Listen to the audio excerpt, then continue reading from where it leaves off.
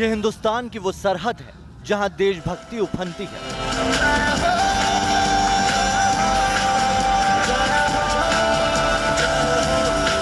जवानों के जज्बे की बुलंद आवाज गरजती है।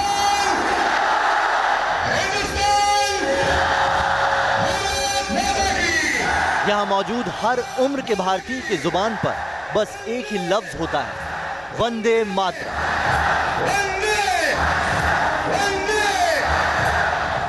चारों तरफ हिंदुस्तान के जयकारे सुनाई पड़ते हैं।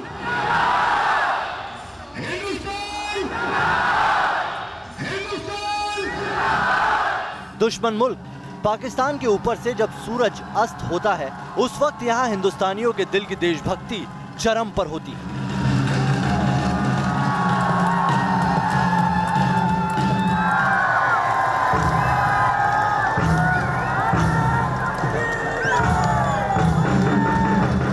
जब हिंदुस्तानी वीर जवान मूंछों पर ताव देकर दुश्मन को करीब से आंख दिखाते हैं, तो यहां बैठे हजारों हिंदुस्तानियों का सीना गर्व से और चौड़ा हो जाता है।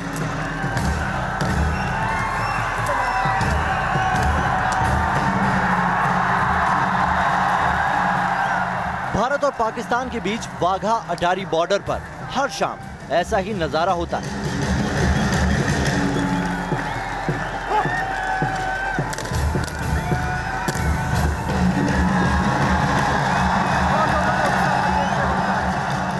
सबसे बड़े लोकतंत्र की खूबसूरती है कि आप किस राज्य से आते हो, किस धर्म को मानने वाले हो, किस मजहब के हो, किस जाति के हो, किस प्रांत से आते हो, कोई फर्क नहीं पड़ता। आप यहाँ पर सिर्फ और सिर्फ भारतीय, और आपकी एक ही पहचान है कि आप भारतीय, और एक रंग है आपका, और वो रंग देशभक्ति का रंग है। ये हुजूम जो देख रहे हैं आप मेरे पीछे, ये तमाम लोग हैं जहाँ बीटिंग रिट्रीट सेरेमनी के गवाह बनने के लिए आए हैं। ये किस राज्य से आए कोई फर्क नहीं पड़ता। यहाँ पर इनके चेहरे पर पुते हुए तिरंगे इस बात की गवाही दे रहे हैं कि ये देशभक्ति से ओतप्रोत है।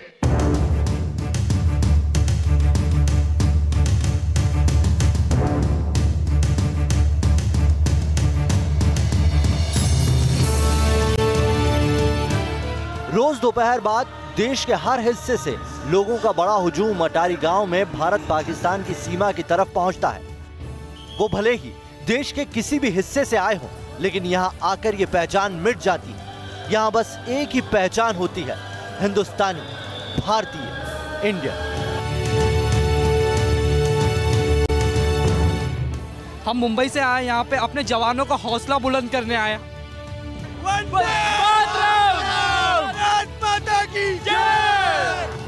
अमृतसर से करीब 30 किलोमीटर दूर भारत पाकिस्तान की सीमा पर रोज सूर्यास्त के वक्त यहाँ बीटिंग रिट्रीट होती है। शायद इसको दुनिया का सबसे लंबा फ्री शो कहना गलत नहीं होगा। भारत पाकिस्तान की सीमा पर यह शो उसी ग्रैंड ट्रंक रोड पर होता है जो बंगाल से शुरू होकर पूरे भारत को जोड़ते हुए अफगानिस्तान तक जाता है। साल 1947 में बंटवारे की लकीरें खींचने के बाद सड़क के इस हिस्से को वाघा अटारी सीमा कहा जाने लगा। भारत की तरफ अमृतसर में अटारी गांव पड़ता है और पाकिस्तान की तरफ लाहौर में वाघा गांव पड़ता है, जिस गांव के नाम पर इस बॉर्डर का नाम पड़ा है। पाकिस्तान से जब आप वाघा अटारी बॉर्डर क्रॉस करेंगे तो ये वो पहला पत्थर है जहां पर आपको भारत की तरफ से वेलकम करता हुआ सुनाई देगा। ये इंडिया वेलकम है जो बीएसएफ की तरफ से बनवाया गया है। ये पहला स्टोन है जहां पर भारत स्वागत करता है पाकिस्तान से आने वाले लोगों का। वैसे पहले यही वो गेट था, मेन गेट, जो भारत के लिए था, जो भारत की तरफ से बनाया गया था। स्वर्ण जयंती द्वार इसका नाम पहले भी था, लेकिन पहले ये छोटा था और इसे बाद में बड़ा कर दिया गया है। आप स्वर्ण जयंती द्वार के ठीक उस तरफ पाकिस्तान वाला वो द्वार देख रहे होंगे। ये दोनों के बीच का एरिया था जहाँ पर कोई बॉर्डर नहीं थी, कोई सरहद नहीं थी, लेकिन अब वहाँ पर वो सेरेमनी परफॉर्म की जाती है जो बीटिंग रिट्रीट सेरेमनी होती है। उसे भी दो हिस्सों में बांट लिया गया है। एक तरफ भारत की सेना होती है और दूसरी तरफ पाक रेंजर्स होते हैं। इधर बीएसएफ होते हैं, उधर पाक रेंजर्स होते हैं। दोनों का अपना अपना जोन है और उन दोनों के बीच में एक जो जीरो लाइन होती है, उस जीरो लाइन में दो गेट बना दिए गए हैं, एक भारत का और एक पाकिस्तान का। भारत और पाकिस्तान के बीच सीमा की जीरो लाइन से कुछ दूर तारबंदी होती है। जीरो लाइन के दोनों तरफ खाली जमीन को नो मैंस लैंड कहते हैं। अटारी वाघा बॉर्डर पर जीरो लाइन से कुछ दूर पर भारत और पाकिस्तान के गेट बने हैं। भारत के गेट पर लिखा है स्वर्ण जयंती द्वार और पाकिस्तान के दरवाजे पर उर्दू में लिखा है बाब आजादी यानी आजादी का दरवाजा।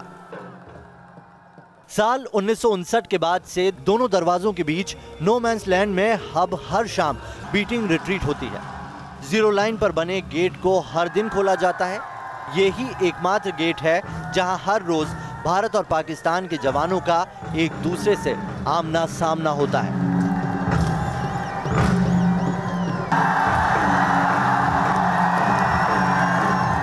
जहां हर दिन पाकिस्तान और हिंदुस्तानी लोग सबसे करीब होते हैं।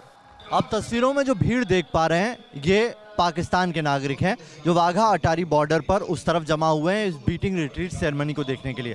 और अगर आप थोड़ा सा इधर आएंगे यानी कि मुझसे चंद कदम की दूरी पे 5 कदम का फासला होगा मेरा पाकिस्तान बॉर्डर से, और जहां मैं खड़ा हूं ये भारत है। और यहाँ पर अगर पाकिस्तान के जो पहुंचे हुए लोग हैं उनकी तुलना करें तो यहाँ पे हुजूम उमड़ा पड़ा है। यहाँ पर 15 गुना ज्यादा पब्लिक है। पाकिस्तान के हिस्से में भी बीटिंग रिट्रीट होती है लेकिन हिंदुस्तान के मुकाबले बिल्कुल फीकी।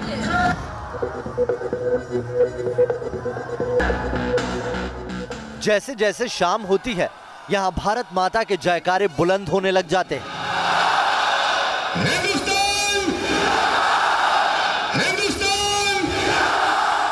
देशभक्ति के तराने यहाँ मौजूद लोगों को और भी भावुक बना देते हैं। बीटिंग रिट्रीट शुरू होने से पहले यहाँ कई तरह की एक्टिविटी होती है।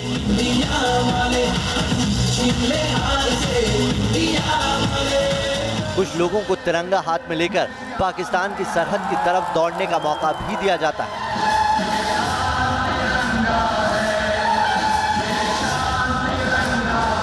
हिंदुस्तान के बारे में कहा जाता है यूनिटी इन डाइवर्सिटी, और इसकी असली झलक दिखती है वाघा बॉर्डर पर। भले ही देश के किसी भी हिस्से से लोग यहाँ आए हों, जहाँ पहुँचने के बाद तिरंगे के नीचे एक हो जाते हैं। इस बीच भारत और पाकिस्तान के लोगों में भी होड़ होती है। होड़ सबसे लंबी हुंकार भरने की।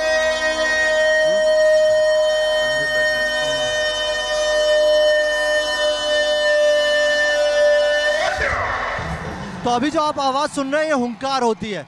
अभी आप पाकिस्तान की तरफ से वो आवाज सुनेंगे, वहां से लंबा चिल्लाया जाएगा, उसके बाद वो रुक जाएंगे और उसके बाद ये अभी आवाज उधर से आ रही है, देखिए आप, वो आवाज आ रही है और उसके बाद फिर भारत की तरफ से भी उसी तरीके से लंबी आवाजें निकलेंगी और इसे हुंकार कहा जाता है। जो सबसे ज्यादा तेज बोलता है वो एक तरीके से जीत और हार का फैसला होता है।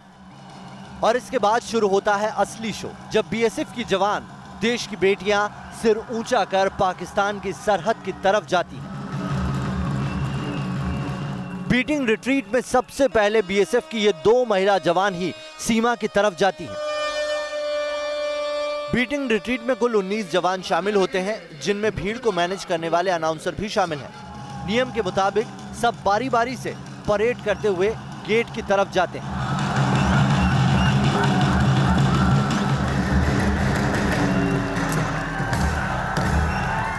इसे ललकार कहते हैं। ये वो ललकार है जो देश के जवानों की ललकार है और इससे सबके हौसले पस्त हो जाते हैं। और अब प्लाटून कमांडर की अगली आवाज में आप देखेंगे अगली टुकड़ी सामने आएगी और वो आगे बढ़ेगी। इन्होंने अपनी पोजीशन ली और अब अगली टुकड़ी वहां से निकलेगी, पूरी ब्रिगेड आगे बढ़ती हुई। ये वो दृश्य जैसे देखने के लिए यहाँ लोग पिछले 3 घंटे से एकटक बैठे हुए हैं और ये पूरी प्लाटून अब आगे बढ़ेगी और इसके बाद कमांडर से इजाजत ली जाएगी।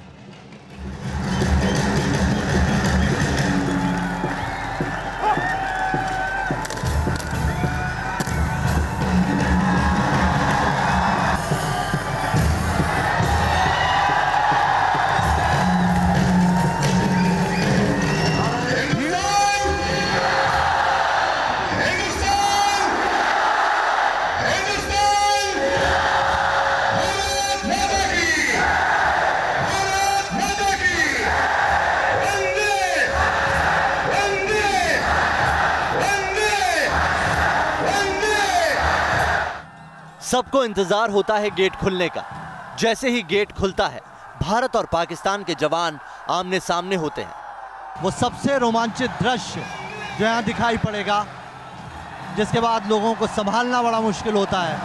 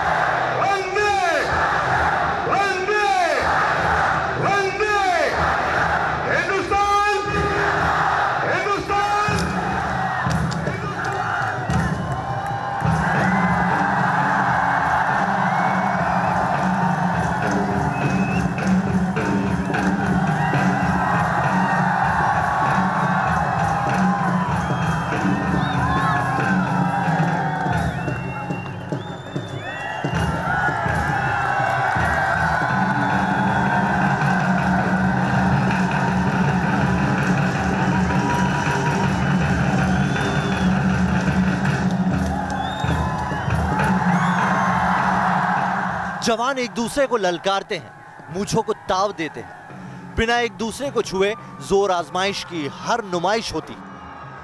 यहां सबसे अहम होती है वो रस्म जिसकी वजह से बीटिंग रिट्रीट नाम पड़ा है। सूर्यास्त के वक्त दोनों देश अपना अपना झंडा उतारते हैं। इसका मतलब ये होता है कि रात में दोनों देश युद्ध नहीं करेंगे। तो आप मेरे पीछे जो तस्वीर देख रहे हैं, ये बीटिंग रिट्रीट सेरेमनी का बहुत अहम हिस्सा है। यहाँ पर फ्लैग उतारा जा रहा है। जिस तरीके से सूर्यास्त के पहले ये सेरेमनी होती है, इसी तरीके से इसे रोज़ अंजाम दिया जाता है। और अब फ्लैग उतारने के बाद दोनों से आप कह सकते हैं कि सेनाएं अपनी अपनी बैरक में जा रही है। तिरंगे को बड़े एहतराम से अपने हाथों में सहेज कर ये जवान वापस लौटेंगे। दरअसल ये बहुत पुरानी परंपरा है। राजशाही के ज़माने में भी सूर्यास्त के बाद और सूर्योदय से पहले सेनाएं दुश्मनों पर हमला नहीं करती थी। इसके लिए दोनों में करार होता था और रस्म का नाम बीटिंग रिट्रीट पड़ा। 1959 से बीटिंग रिट्रीट सेरेमनी होते आई है, सिर्फ 2 बार। 1965 और 1971 में इसे रोका गया क्योंकि उस वक्त भारत और पाकिस्तान दोनों की सेनाएं हर मोर्चे पर आमने सामने थी। लेकिन करगिल युद्ध में भी इसे रोका नहीं किया गया। यानी कि 2 बार छोड़कर ये जो मोर्चा है रोज खुलता है और इसी तरीके से दोनों सेनाएं, दोनों जवान आमने सामने होते हैं। ये बात दिगर है कि रोज बीटिंग रिट्रीट के बावजूद पाकिस्तान अपनी नापाक हरकतों से बाज नहीं आता और रात के अंधेरे में सीजफायर का उल्लंघन करता है या फिर घुप अंधेरे में भारत में आतंकी भेजने की फिराक में रहता है। अब यहाँ से एक और चीज बाकी होती है। यहाँ पर लोग जो खड़े हैं वो बैठ चुके होंगे, आप देख रहे हैं मेरे पीछे। अब एक बार फिर से परमिशन ली जाएगी कमांडर से और उसके बाद गेट बंद कर दिए जाएंगे और बीटिंग रिट्रीट सेरेमनी यहीं पर समाप्त हो जाएगी। खास पेशकश जारी है। आगे आपको दिखाएंगे वाघा बॉर्डर की कहानी आम लोगों की जुबानी।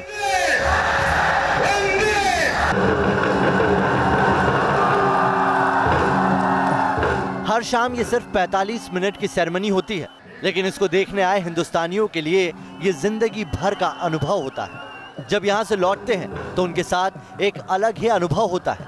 यहाँ पे आने के बाद बहुत पेट्रियोटिक फील होता है जो दिल्ली में हम लोग नहीं फील कर पाते हैं।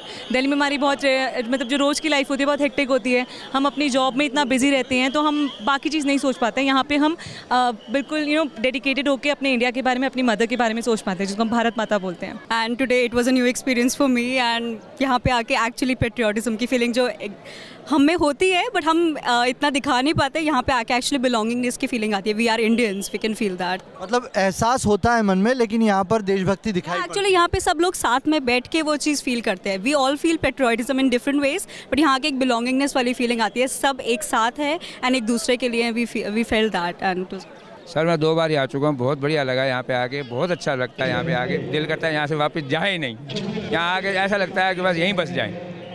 तो कई सारे लोग हैं, अलग अलग फीलिंग है। कोई 1 बार आया है, कोई 2 बार आया है, कोई बार आता है, कोई कोशिश करता है कि हर साल मैं यहाँ पर आऊँ, क्योंकि अंदर का जो एक देशभक्त है, एक जो भारतीय है, कहीं दब सा जाता है रोज़मर्रा के कामों में, उसे वापस अगर उठाना है तो ये उसके लिए बिल्कुल परफेक्ट जगह है। बीटिंग रिट्रीट के वक्त कोई युद्ध नहीं होता, कोई हथियार नहीं चलते, लेकिन यहाँ नुमाइश होती है जवानों की बहादुरी की। यहाँ पहुंचे लोगों को दिखता है कि कैसे हमारे जवानों को दुश्मन सामने दिखते ही किस तरह जोश से सीना फूल जाता है, कैसे दुश्मन को सामने देखकर गुस्से में आंखों से खून टपकने लगता है। ये मौका होता है भारतीयों में देशभक्ति का जज्बा और बुलंद करने का।